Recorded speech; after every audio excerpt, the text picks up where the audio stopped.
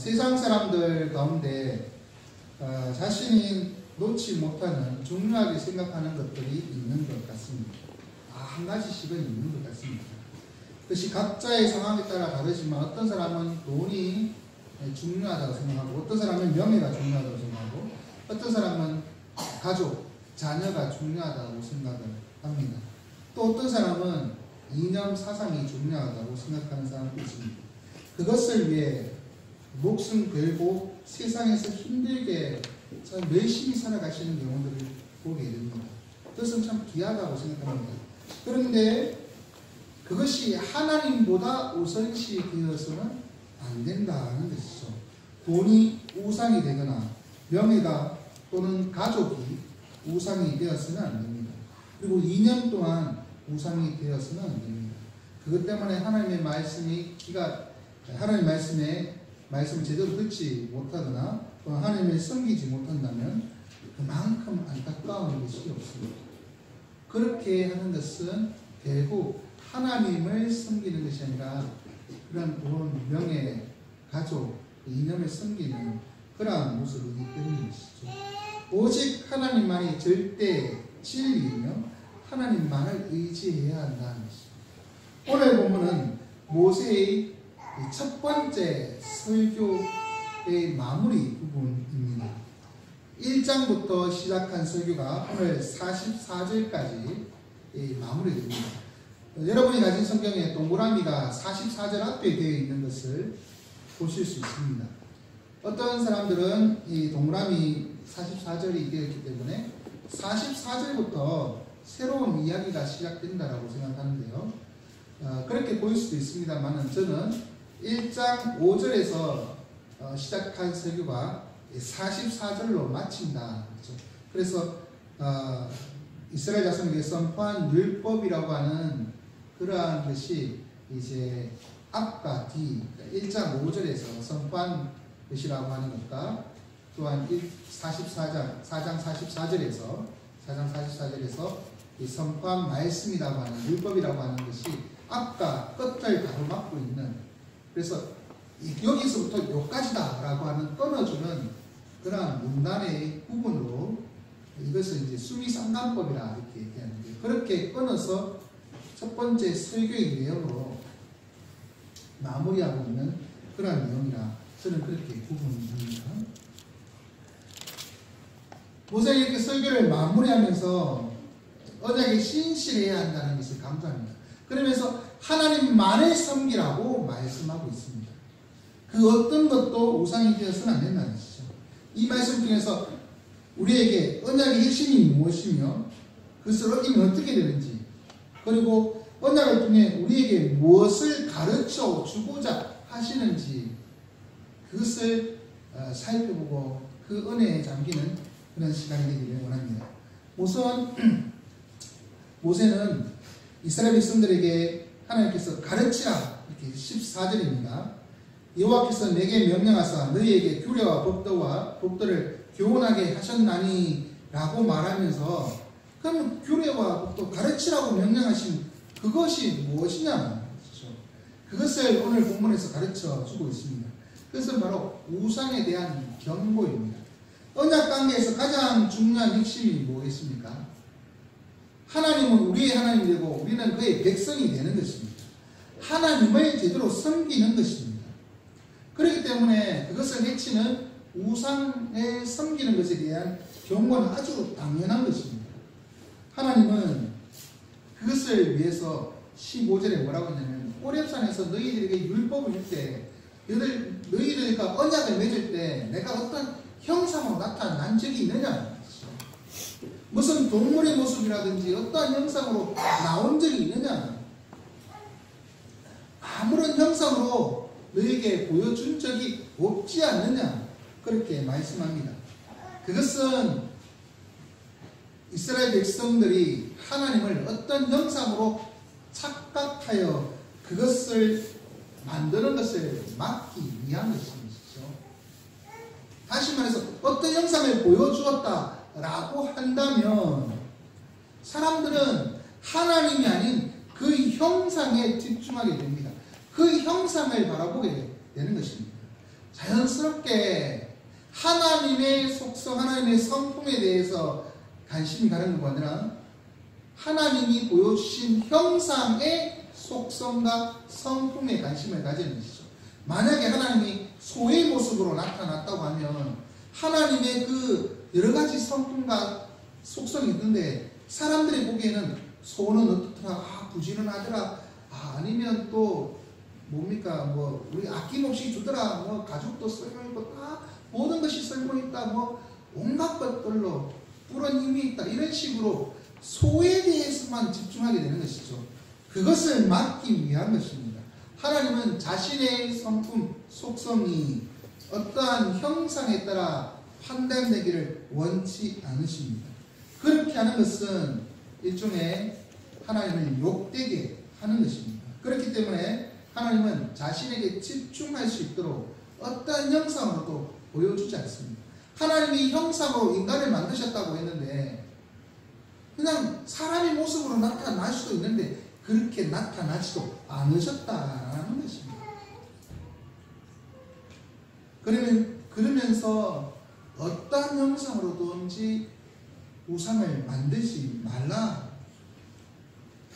사람에게는 타락한 본성을 가진 사람이라도 하나님을 알만한 것이 그 속에 심겨져 있습니다. 절대자가 있다는 것을 알 수가 있습니다. 그래서 저 아프리카 오지에 사람들의 손이 문명이 접근하지 못하는 그곳에도 나름대로 알아서 자기들의 종교 생활이 있습니다. 지역마다, 나라마다 각각의 종교 생활이 있습니다. 왜? 사람의 그 본성에는 하나님을 알만한 것이 있기 때문이시죠. 그런데 그것이 왜곡되었기 때문에 하나님을 각가지 형상으로 만들고 이것이 절대자라고 생각하면서 그것을 섬기는 것입니다. 하나님은 그러한 모습을 금한 것입니다.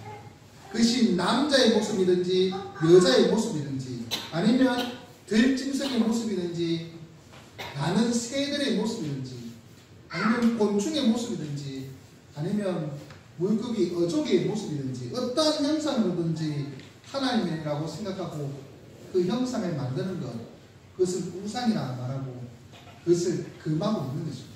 그래야지만 하나님을 바르게 알고 섬길 수가 있다는 것이죠. 이것은 하나님께서 시내산에서 율법을 주실 그때 이스라엘 백성들이 금송아지 만들어내지 않습니까? 그 사건에서도 잘 알 수가 있는 것입니다.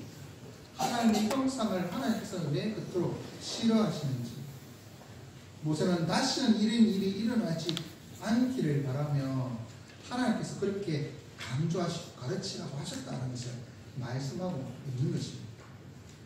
그런데 이렇게 우상을 만드는 것은 어찌 보면 이게 눈에 띄니까 이게 우상이다 알 수가 있습니다. 그런데 더 심각한 것이 있습니다. 19절에 보면 18절까지는 우상을 만들지 말라 또 그리하여 라고 말하면서 또 다른 우상을 얘기하고 있습니다. 하늘을 향하여 눈을 들어 해와 달과 별들 하늘의 모든 천체들을 섬기는 것이죠. 그것을 특별하게 만들어내지 않습니다. 해라고 달이라고 별이라고 무엇을 만들어내지 않습니다. 단지 그것을 보고 경배합니다. 형상을 만들어내는 것이 아니기 때문에 우상을 만들어내는 것이 아니라고 착각할 수가 있습니다.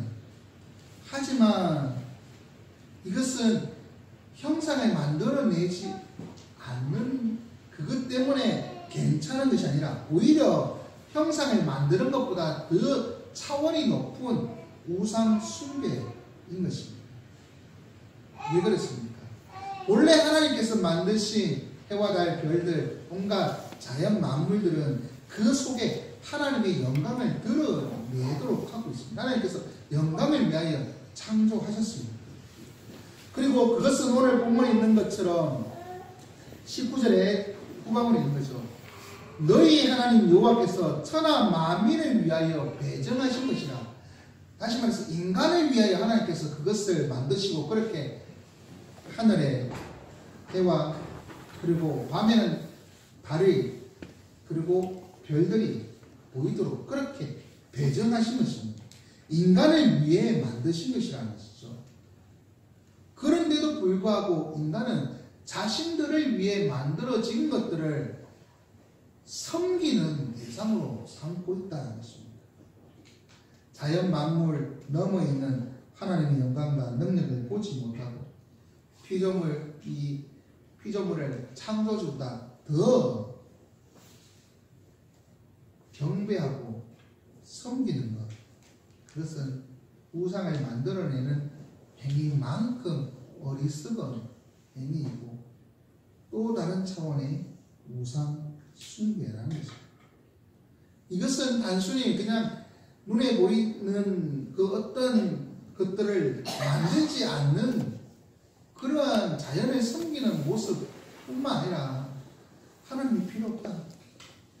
나는 내 자신만 믿는다. 내 힘만 믿는다. 이렇게 말하는 일종의 무신론자라고 말하잖아요. 무신론자가 아니라 자신론자네요. 자신이라고 하는 신을 섬기는 자예요. 그러한 우상을 금하는 것과 금하는 것입니다. 만들어내는 것뿐만 아니라 만들지 않더라도 하나님이 아닌 다른 것을 섬기는 것은 하나님께서 금하시는 우상 숭배라는 것입니다. 이러한 우상 숭배, 자연 숭배에 대해 하나님은 크게 경고하십니다. 그러면서 우상을 숭배하지 말고 하나님만 섬기라고 말씀합니다. 그러면서 모세는 하나님이 소멸하는 불이시고 질투하시는 하나님이라고 말하고 있습니다. 이 소멸하는 불, 소멸이라는 뜻이 이렇게 불이 꺼져가는 거잖아요. 그런데 마치 하나님이 수명이 다해서 꺼져가는 것처럼 이렇게 느껴지는데 이거는 하나님이 소멸하는 게 아니라 하나님이 소멸시키는 것입니다. 다른 말로 삼키는 불입니다. 다른 것을 삼켜서 소멸시킨다는 의미입니다. 하나님은 진노하심으로 삼키시는 분이십니다. 불을 내려 심판하십니다. 그런데 이 삼키는, 이 소멸하는 불, 이것은 애굽에서의 삶을 20절에서는 뭐라고 했냐면 새 풀무불이라 이렇게 얘기하고 있습니다. 풀무불, 그 불을 계속해서 바람 넣고 이렇게 하는 그 풀무불 애굽에서 건져내었다라고 얘기하고 있거든요. 그 불덩어리 속에서 건져내었는데 그 애굽이 어디냐? 온갖 것으로 우상을 만드는 그 곳에서 건져내었는데 너희들이 온갖 것을 또한 우상을 섬기면 다시 너희들에게 불을 내리겠다. 그런 뜻입니다. 그래서 소멸케 하겠다. 그러한 진노를 나타내시는 표현이 소멸하는 분이 있습니다. 또한 질투하는 하나님이시다 말하고 있습니다. 질투는 언제 일어납니까? 상관이 없으면 질투하지 않습니다. 너와 나와 상관이 없으면 이 사람이 누구랑 사귀는지 누구를 차고 다른 사람이랑 했는지 뭐 상관이 없습니다. 질투는 왜 합니까? 내가 이 사람을 사랑하기 때문에 이 사람이 나를 안 보고 다른 사람을 사랑하는 것 같으니까 질투를 하는 거 아니겠습니까? 그렇죠? 질투라는 것은 사랑이 있기 때문에 하는 것입니다.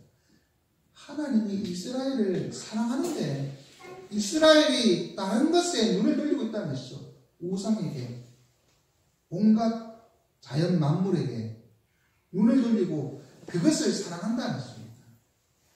그러니 하나님의 마음이 답답한 것이죠. 그런데 이 질투는 사랑이 담겨 있는 것이죠. 그래서 화를 냅니다. 그래서 딴 곳에 눈을 돌린 그들을 자신에게로 돌이키려고 하신다는 것입니다. 그만큼 하나님은 우리를 사랑하십니다. 사랑에 눈이 멀었다. 그렇게 표현할 수 있습니다. 하지만 딴 곳에 눈이 먼 우리 하나님이 얼마나 답답해 하시겠습니까? 그런 하나님께서 질투하시는 것은 당연한 것입니다. 세상에 가득한 우상을 버리고 오직 하나님만 섬기시는 우리 지연가족 여러분, 여러분의 마음속에 하나님이 아닌 다른 것을 의지할 만한 것이 자리 잡고 있습니까? 타락한 인간은 하나님을 알 만한 것이 있다고 했습니다. 그런데 그것이 하나님으로 그렇게 알기 위해서는 하나님의 특별한 부르심을 입은 자들이만이 가능한 것입니다. 그렇지 않으면 다른 것에 눈을 돌리게 되어 있습니다. 온갖 우상들로 자신의 문제를 해결하려고 합니다. 오직 하나님의 백성으로 부름을 받은 사람들만이 하나님을 하나님으로 알고 섬기는 것입니다. 비록 우리 눈에는 보이지 않지만 지금도 살아계시고 역사하시는 하나님, 그 하나님을 의지하시기 바랍니다. 다른 것을 하나님 자리에 올려놓으시지 마시기 바랍니다. 자신도 의지하지 마시고 오직 하나님만 믿으시기 바랍니다.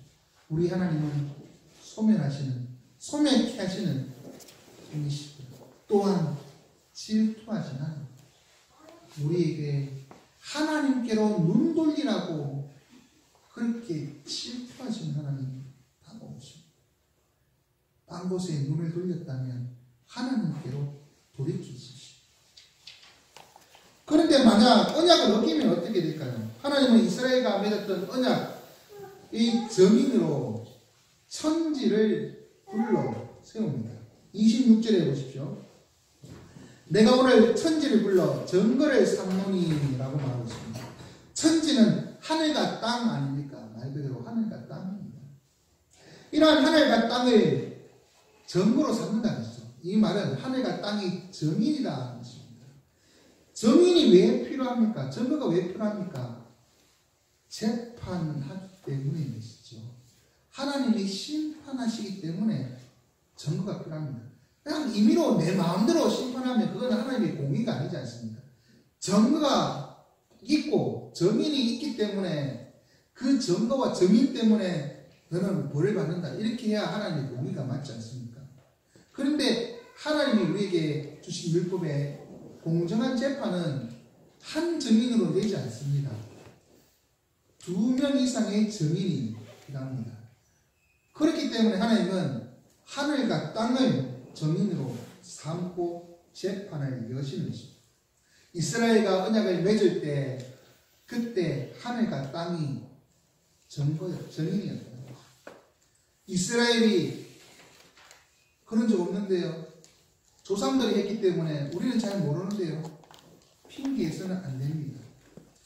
정인이 하늘과 땅이 다 지켜보고 있었기 때문이죠. 그렇기 때문에 이스라엘은 하나님의 그 진노를 받아 심판을 받아야 합니다. 언약을 어겼기 때문에, 증거가 있기 때문이죠. 만약 이러한 증거에도 하나님이 심판하지 않고 기다리시는 것은 오래 참고 우리가 돌아오기를 기다리시는 것입니다. 그러니 우리가 언약을 어겼고 잘못했는데도 불구하고 나에게 진노가 일어나지 않고 하나님이 나를 심판하지 않다면 하나님이 나를 돌아오도록 기회를 주시는구나. 나를 치시기 전에 빨리 돌아가자. 그렇게 깨닫는 것이 중요합니다. 치고 나면 아프잖아요.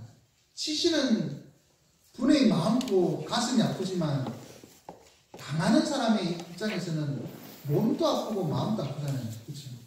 그러니까 그러기 전에 돌아가야 한다는 거죠. 하나님의 심판은 어떻게 이루어질까요? 하나님은 이스라엘 백성들에게 진노하시고 언약에 따라서 언약에 맺었던 그 언약을 반대로 돌이키십니다. 언약을 맺을 때 무엇을 약속하십니까? 땅을 주겠다. 그리고 자손을 주겠다. 그리고 하나님이 너희 하나님 되고 너희 내 백성이 되면서 천하 만민이 너로 말미암아 복을 얻는다. 그 약속을 주셨지 않습니까? 그런데 주시겠다고 했던 그 땅, 그 아름다운 땅에서 쫓겨나게 될 것이다 말하고 있습니다. 나라가 망하고 쫓겨나면 이 민족은 뿔뿔이 흩어지게 됩니다. 뿔뿔이 흩어지면 아무래도 약해지게 되어 있습니다.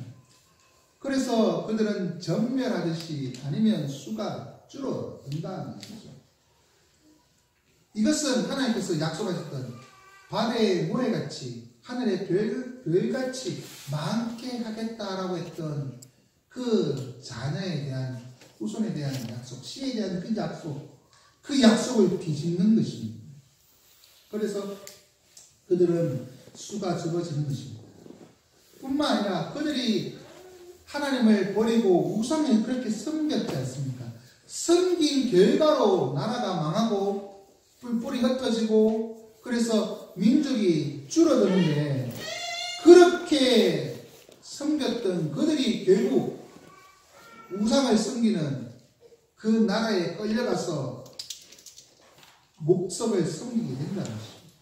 보지도 못하고 듣지도 못하고 냄새도 맡지 못하고 그러한 아무것도 알지 못하는 그러한 목석의 신을 섬기게 될 것입니다. 너희들이 원하는 대로 그렇게 섬기던 그들이 원하는 대로 마음껏 그렇게 섬기도록 내가 내버려 두겠다. 마치 이것은 우상 숭배하던 그 대표적인 나라 애굽에서 출애굽시켜 준 이스라엘 백성들이 다시 우상이 가득한 애굽으로 끌려가는 것 형태를 말하고 있는 것입니다. 실제로 이스라엘 민족은 우상 숭배하고 그러다가 결국 바벨론이라고 하는 나라에 멸망하지 않습니다. 그곳에 끌려가서 바벨론의 온갖 신들을 섬기는 데 쓰인 것 같습니다. 우리가 잘 알고 있는 다니엘과 그 세 친구들 이름들이 바뀌지 않습니까? 벨드사살, 사드락, 메삭, 아벳느고 이게 다 우상의 이름을 딴 이름들입니다. 다니엘, 미사엘, 하나냐, 아사엘 이러한 이름들 신앙적 이름이 우상의 이름으로 바뀝니다. 그렇게 사람들이 바뀌게 되는 것입니다. 이러한 포로로 끌려가서 그들이 섬기는 그곳에서 하나님이 아닌 우상을 섬기는 참혹한 모습들을 경험하게 됩니다. 하지만 아까도 말씀드렸던 것처럼 하나님은 질투하는 하나님이십니다. 사랑이 그 속에 담겨 있는 것이죠. 그렇기 때문에 돌아오도록 한다는 것입니다. 진노 중에 있지만 그래서 나라가 망하고 뿔뿔이 흩어지고 그리고 우상을 섬기는 땅에 있지만 그들에게도 희망이 있다는 것입니다. 그것은 하나님이 왜 치셨나? 하나님이 왜 질투하시는가? 깨닫고 돌아오면 된다는 것입니다. 하나님이 질투하신 것이지 싫어서 완전히 죽으라고 내버려 두신 것이 아니기 때문이죠. 질투하신 이유를 알면 문제 해결되지 않습니다. 그것은 바로 그들이 하나님을 사랑하지 않고 우상을 섬기면서 하나님의 언약을 어겼기 때문이라는 것을 깨달으면 되는 거죠. 그래서 우상이 숭배하는 그곳에서 하나님을 찾으면 만난다. 마음을 다하고 뜻을 다하여 하나님을 찾으면 만나리라. 자신들의 잘못을 회개하고 돌아오면 하나님을 만난다는 것입니다. 자비의 하나님께서 회개하고 돌아온 자들을 품으시고 그 상처를 싸매우시고 품에 안아주시는 것입니다. 절망에 빠질 것이 아닙니다. 지금 늦었다라고 생각하는 그때 절망할 것이 아니라 그때라도 늦지 않았습니다. 회개하고 돌아가면 질투하시는 하나님이 돌아오기를 기다리고 있습니다. 마치 아버지를 떠난 탕자가 고생하고 그렇게 살다가 돌아올 때 아버지가 기다리고 있단 말이에요. 탕자를 만나서 다시 아들의 신분을 상징하는 반지를 끼워주고 잔치를 벌이고 아들로 삼는 그 마음, 하나님의 마음이 그 속에 있는 것입니다. 그러니 하나님께로 돌아갈 기회가 있다는 것입니다. 언약을 어겼더라도 실패했더라도 실수했더라도 회복의 역사가 있다. 기회는 있다.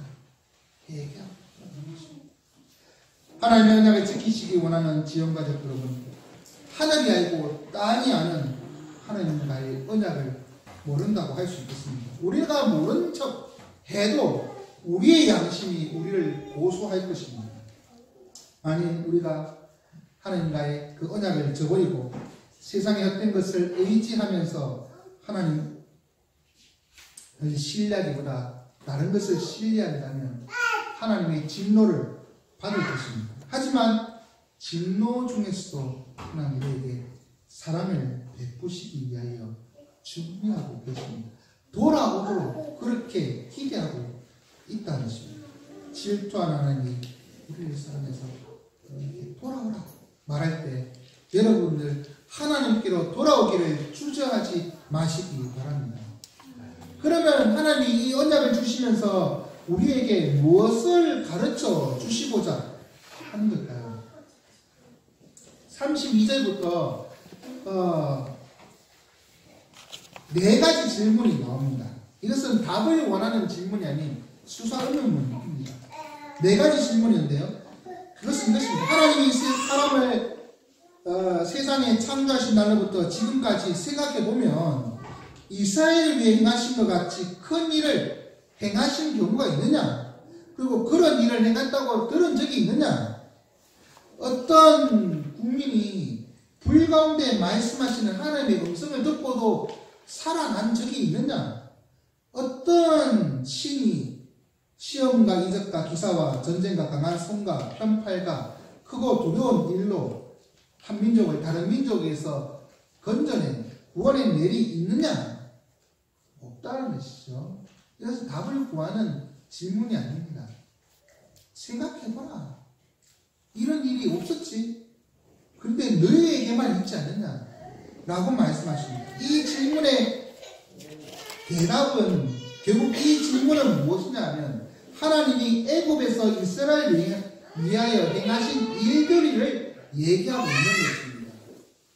이렇게 애굽 땅에서 온갖 재앙을 내리시고 애굽에서 이스라엘 백성들을 인도해 내시며 그리고 시내산에서 불 가운데서 말씀하시는데 그런데 그 음성을 듣고도 사람들이 죽지 아니했던 것, 그것은 하나님이 이스라엘을 사랑하신다는 것입니다. 지금까지 애굽 땅과 그리고 다른 나라들 가운데서도 안전하게 승리케 하며 강야생활 하게 하신 것, 하나님이 너희를 사랑하신다는 증거다. 이미 미워하셨으면 죽고 아니 애굽 땅에서부터 벗어나지 못하도록 그렇게 모른 척 했을 것이다. 너희들은 하나님의 한없는 사랑을 받고 있다. 하나님의 사랑을 받고 있다. 그것을 먼저 기억하라는 것입니다. 이렇게 하나님의 사랑을 받고 있는 그들이 하나님께서 구하시는 그것을 통해서 깨달을 것은 하나님 외에 다른 신은 없다는 것입니다. 하나님 외에 다른 신은 없다는 것을 여러 번 강조하고 있습니다. 하나님만을 섬겨야 하는 이유가 바로 너희들이 애굽에서 보았던 온갖 형상들의 그 신들 10가지 재앙 앞에 다 무너졌다. 각가지 신들을 섬기는 가나안 땅에 들어갈 것인데 그것조차도 다 아무것도 아니다. 하나님께서 너희를 인도하시고 너희를 이끌어내시고 구원하시는 것, 결국 그것은 하나님 외에 다른 어떠한 신도 없기 때문에 하나님만이 참된 신이시다는 것을 너희들이 깨달아라. 지금 가나안 땅에 들어가면 온갖 것을 섬기는 자들이 있을 것인데 그것에 현혹되어서 섬기십니다. 주보 제14면에 보면 가나안 땅에서 이 가나안 사람들이 바알과 아세라를 숭배하는 이유가 기록되어 있습니다. 그냥 나중에 한번 읽어보시면 하나님만을 섬기라. 이방과 다른 삶을 살아야 한다는 것을 강조하고 있는 것입니다. 그래야 하나님의 복을 받고 하나님 주시는 땅에서 장수하며 살고 있는 것입니다. 그렇기 때문에 하나님은 하나님이 사랑을 받았음을 기억한다면 하나님 외에 다른 신이 없음을 기억하고 하나님만을 섬기라. 우상에 넘어가지 말라. 그것을 강조하고자 하시는 것입니다. 그러면서 또한 이 언약의 의미는 결국 너희들을 죽음에서 건져내기 위함이라는 것을 가르쳐 주고자 도피성 제도에 대해서 언급합니다. 설교 서두에도 말씀드렸다시피 44절로 이 모세의 첫 번째 설교가 마칩니다. 40절에 설교가 마칠 수 있는데 44절까지 설교하면서 그 사이에 모세가 한 일을 기록하고 있다는 것이죠. 그것은 바로 도피성 제도입니다. 베셀과 길랏 라못, 바산 골란 이 세 개 도시를 르우벤, 갓, 므낫세 반지파를 위하여 도피성으로 만들어 놓았습니다. 이 도피성에 피할 수 있는 것은 원한이 없이 부지중에 살인한 경우입니다. 그냥 살인된 고의가 아닌 그냥 잘못되어서 이제 길 가다가 돌이 있어서 돌을 한번 쳤는데 그 돌이 저 멀리 날아가다가 사람의 마비에 맞아서 죽었다든지 뭐 이런 거, 아니면 지붕에서 못 치는데 망치가 뚝 떨어져 가지고 사람이 머리에 맞아 죽었다든지 뭐 이런 식으로 자신이 죽일 의도가 없음에도 불구하고 실수로 고의성이 없이 죽은 경우에 이 사람이 피할 수 있는 것입니다. 왜냐하면 사람을 죽인 자는 반드시 그에 대한 피해 값을 갚아야 합니다. 사람을 죽인 자는 죽음으로 갚아야 합니다. 그런데 고의성으로 사람을 죽이려고 죽인 자와 실수로 죽인 자가 처벌이 같아서는 안 되지 않겠습니까? 그래서 실수로 고의가 없이 부지중에 살인한 자가 생명이 살 수 있도록 그를 보복하기 위하여 준비하는 그런 사람들로부터 안전하게 하기 위하여 도피성 제도를 준 것입니다. 나중에 더 자세하게 말씀드리겠습니다만 이 도피성은 교회의 역할을 하고 있습니다. 도피성에서 언제까지 안전하게 지내느냐? 대제사장이 죽었다는 소식이 들리면 그때부터 그 사람의 죄는 사함받습니다. 대제사장이 죽은 것이 부지중에 살인한 사람의 그 죄의 값을 갚은 것입니다. 그러므로 이 죽은 대제사장은 예수 그리스도를 예표하고 그리고 그 예수 그리스도의 죽으심을 통해서 죄사함을 받는 그 죄인이 안전하게 되는 이 도피성은 결국 교회를 얘기하는 것입니다. 교회 안에 있을 때 예수 그리스도의 계속이 적용이 되는 것입니다. 이것을 어렴풋이 이스라엘 백성들에게 알려주고자 하신 것입니다. 죽음의 저주에서 벗어날 가능성, 예수 그리스도의 대속의 죽음을 알 수 있도록 그 제도를 주는 것입니다. 율법을 통해서, 언약 관계를 통해서 죽음의 저주, 그 징벌에서 생명의 길이 열린다. 죽음에서 생명을 옮기신 지연가족 여러분, 여러분은 하나님의 말할 수 없는 사랑을 받았음을 확신하십니까? 예수 그리스도를 믿는다는 것은 우리가 그 사랑을 받았음을 누리는 가장 확실한 방법입니다. 하나님이 우리를 사랑하셔서 독생자를 보내주시고 우리를 대신해서 죽기까지 하셨지 않습니까? 그만큼 그것보다 더 큰 사랑이 어딨겠습니까? 하나님 우리를 사랑하신다는 것이죠. 그러니 하나님 외에 다른 신이 없다. 우리를 위해 그렇게 희생하신 그러한 분이 없고, 그리고 유일하신 참된 하나님, 참신이 하나님밖에 없음을 기억해야 합니다. 이것을 통해 세상의 헛된 신을 버리고 오직 하나님만을 참신으로 깨닫고 섬기는 여러분 되지만 그 안에서만 생명의 역사가 있습니다. 그러니 항상 믿음으로 살아가는 저와 여러분 되시기 바랍니다. 이제 말씀 읽겠습니다. 하나님은 우리에게 오직 하나님만을 섬기라고 말씀하십니다. 세상에 우리를 유혹할 만한 것들이 많이 있습니다만 하나님만이 참된 신입니다. 우리의 마음속에 가득한 우상을 제하여 버립시다. 그리고 오직 하나님만을 모신 주의 백성이 되시기 바랍니다. 그리고 실수하여도 탕자가 돌아오기를 기다리시는 것 같은 그 아버지의 마음 가지신 그 하나님께로 회개하고 돌아오면 희망이 있음을 기억하십시오.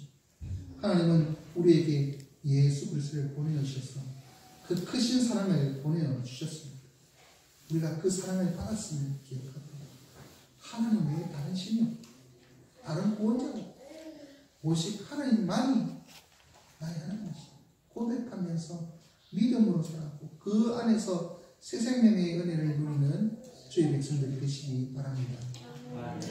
자, 어린이 여러분, 예, 반가워요.